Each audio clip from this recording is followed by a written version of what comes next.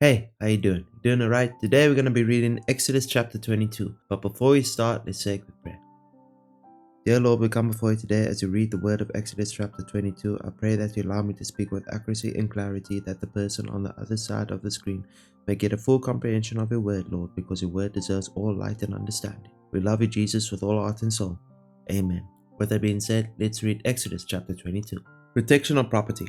If someone steals an ox or sheep and then kills or sells it, the thief must pay back 5 oxen for each ox stolen and 4 sheep for each sheep stolen.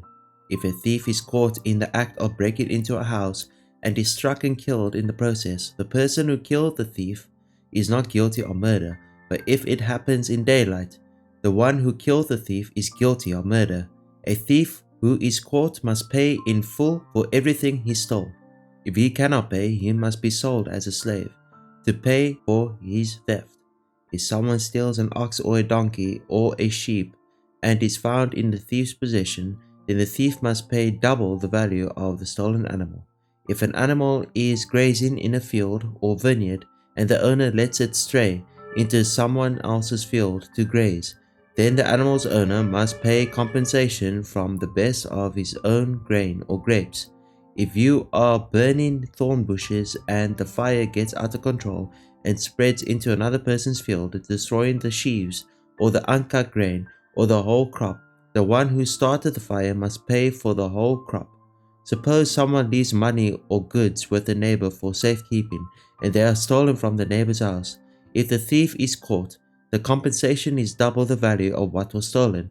But if the thief is not caught, the neighbor must appear before God, who will determine if he stole the property. Suppose there is a dispute between two people who both claim to own a particular ox, donkey, sheep, article of clothing, or any lost property. Both parties must come before God, and the person whom God declares guilty must pay double compensation to the other.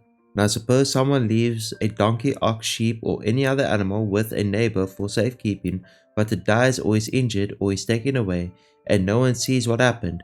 The neighbor must then take an oath in the presence of the Lord. If the Lord confirms that the neighbor did not steal the property, the owner must accept the verdict, and no payment will be required. But if the animal was indeed stolen, the guilty person must pay compensation to the owner.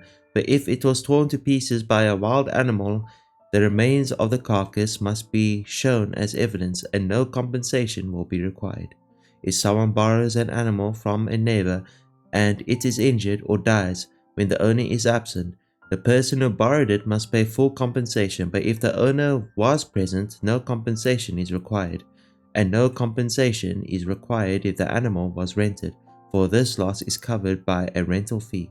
If a man seduces a virgin who is not engaged to anyone and has sex with her, he must pay the customary bride price and marry her. But if her father refuses to let him marry her, the man must still pay him an amount equal to the bride price of a virgin.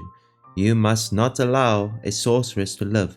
Anyone who has sexual relations with an animal must certainly be put to death. Anyone who sacrifices to any god other than the Lord must be destroyed. You must not mistreat or oppress foreigners in any way. Remember, you yourselves were once foreigners in the land of Egypt. You must not exploit a widow or an orphan. If you exploit them in any way, and they cry out to me, then I will certainly hear their cry. My anger will blaze against you, and I will kill you with the sword.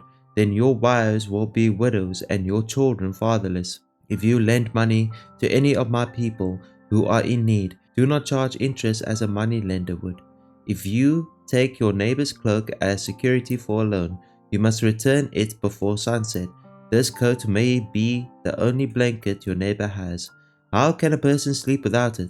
If you do not return it, and your neighbor cries out to me for help, then I will hear, for I am merciful.